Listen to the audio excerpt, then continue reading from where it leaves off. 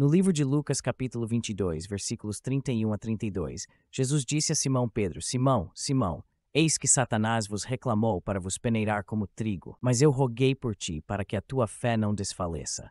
E tu, quando te converteres, fortalece os teus irmãos. Já se perguntou por que Jesus orou para que Pedro não falhasse, mas Jesus nunca ofereceu uma oração semelhante por Judas Iscariotes, que o trairia naquela mesma noite. Por que Jesus oraria por Pedro e não por Judas, mesmo sendo ambos seus discípulos? Para entender o motivo, primeiro precisamos descobrir que tipo de homens Jesus escolheu como seus discípulos. Jesus selecionou pessoalmente homens comuns e ordinários para serem seus seguidores próximos. Homens que não tinham um histórico prestigioso ou influência na sociedade. Ele enxergou além de suas falhas até seu potencial. Sua visão não era para o que eles eram, mas para o que poderiam se tornar sob sua mentoria. Judas Iscariote, por outro lado, era um pouco mais misterioso, pois pouco se sabe sobre seu passado. Por 3 anos, Jesus investiu-se em todos os seus discípulos, construindo um relacionamento profundo com cada um deles. Não havia traços de discriminação ou desequilíbrio em sua mentoria. Mas apesar disso, parecia haver um problema com os Iscariotes em particular. Uma pista era o fato de que sempre que a Bíblia listava os discípulos de Jesus, Judas Iscariotes era sempre mencionado por último. Isso não era coincidência. Era uma clara indicação que mostrava a distância que ele tinha entre si e seu mestre. Na verdade, se você olhar para as principais diferenças entre os outros discípulos de Jesus e Judas Iscariotes, você notará que todos os outros frequentemente se referiam a Jesus como Senhor, exceto Judas Iscariotes. Judas Iscariotes sempre se dirigia a Jesus como rabino ou mestre. Isso significava que Judas Iscariotes via Jesus apenas como um simples professor, mas não necessariamente como aquele que era seu Senhor. Por exemplo, em Mateus 26:49, a Bíblia diz: E logo Judas se aproximou de Jesus e disse: Salve, mestre, e o beijou. Em Mateus 26:25, a Bíblia também disse: Então Judas, o que o trairia, disse: Porventura sou eu, Rabi? Jesus respondeu: Tu o disseste. Note que Judas nunca chamou Jesus de Senhor ou Messias. Ele sempre o chamou de mestre ou Rabi. Isso mostrava que ele tinha pouco respeito pelo Messias. Mas Pedro, por outro lado, frequentemente se referia a Jesus como Senhor ou Messias. Por exemplo, no livro de João 6:66 e 69 diz: Desde então muitos dos seus discípulos recuaram e não andavam mais com ele. Então Jesus disse aos 12: Também vós quereis retirar-vos? Respondeu-lhe Simão Pedro: Senhor, para quem iremos? Tu tens as palavras da vida eterna. E nós cremos e temos certeza de que tu és o Cristo, o Filho do Deus vivo. Em Mateus 14, 28 e 31, quando Pedro andou sobre as águas em direção a Jesus, está escrito: E Pedro respondeu e disse: Senhor, se és tu, manda-me ir ter contigo por cima das águas. E ele disse: Vem. E Pedro, descendo do barco, andou sobre as águas e foi ter com Jesus. Note a clara diferença entre a forma como Pedro sempre se dirigia a Jesus e como Judas sempre o fazia. Outro exemplo do tipo de pessoa que Judas era em relação ao seu Messias pode ser visto no livro de João 12, 1-8, que descreve um evento onde Maria unge os pés de Jesus com óleo caro. Diz assim: 6 dias antes da Páscoa, Jesus foi a Betânia, onde Lázaro estava, o que estivera morto e a quem ele ressuscitara dentre os mortos. 41 Então Maria tomou uma libra de unguento de nardo, muito caro, e ungiu os pés de Jesus, e enxugou-lhe os pés com os seus cabelos, e encheu-se a casa do cheiro do unguento.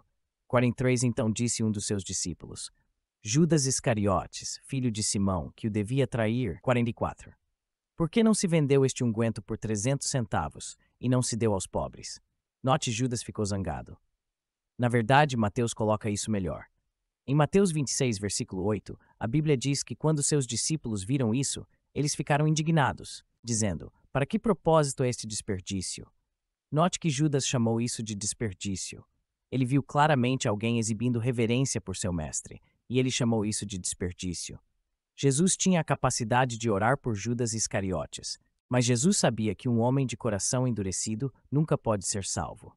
Como com Faraó, Judas endureceu seu próprio coração. Judas livremente se fez filho da destruição, por incredulidade persistente. Sim, é verdade que alguém teve que trair Jesus, mas a verdade é, Satanás nunca teve ninguém em mente. Ele estava simplesmente procurando por alguém que fosse um receptáculo disposto, e ele viu essa oportunidade em Judas. Primeiro, Jesus orou por Pedro, porque Pedro ainda tinha espaço para o arrependimento enquanto Judas estava além do ponto de não retorno. Jesus havia dito diretamente a Judas, tanto indiretamente quanto diretamente, que ele o trairia. Mas em vez disso, de Judas pedindo ajuda a Jesus, ele ainda foi adiante para fazer o que ele queria fazer. Em João capítulo 13, versículo 27, depois de comer, Satanás entrou nele. Por este ato, Judas selou seu destino e se rendeu totalmente à possessão diabólica. Ele estava espiritualmente morto, mas Pedro, embora falhasse, ainda tinha a oportunidade de voltar para Deus. Jesus conhecia o coração de Pedro, que ele realmente o amava mesmo que fosse fraco.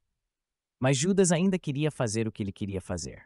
Segundo a profecia, revelou Judas como condenado, designado filho da destruição, enquanto Pedro estava escolhido para a restauração.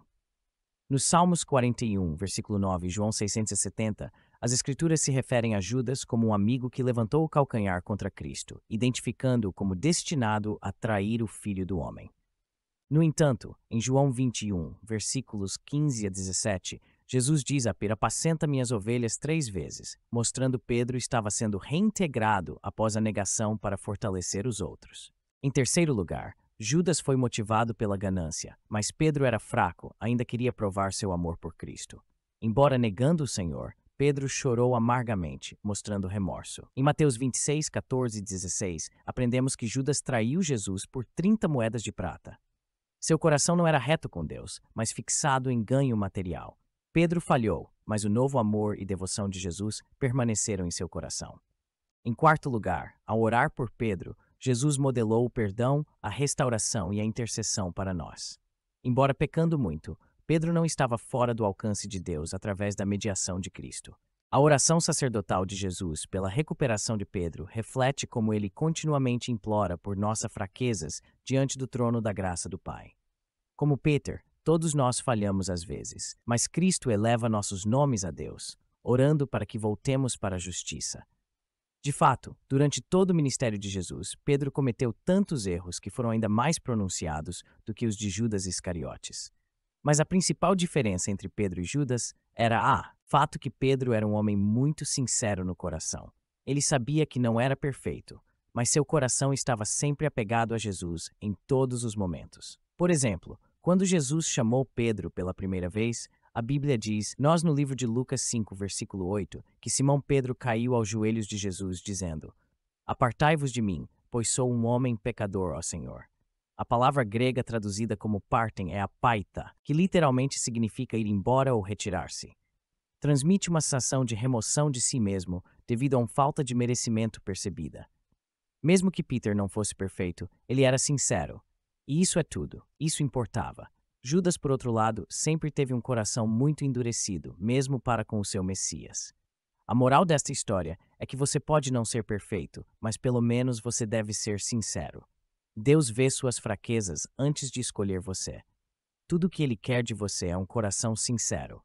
Não é sobre o número de erros que você cometeu, mas é sobre a vontade de mudar.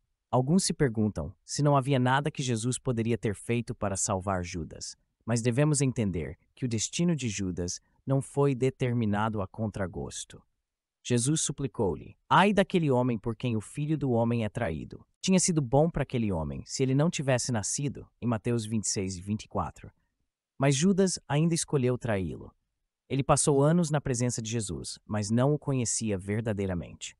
Hebreus 3,12 adverte: acautelai-vos, irmãos, para que não haja em nenhum de vós um coração mau de incredulidade em afastar-se do Deus vivo. Devemos perseverar na fé para confirmar nossa salvação. Pois, Pedro 2,21 declara: porque foi melhor para eles não terem conhecido o caminho da justiça do que depois de tê-lo conhecido, desviar-se do santo mandamento entregue a eles. Conhecer a Cristo exige que nos rendamos totalmente e continuar a segui-lo. Então aí está. Obrigado por assistir.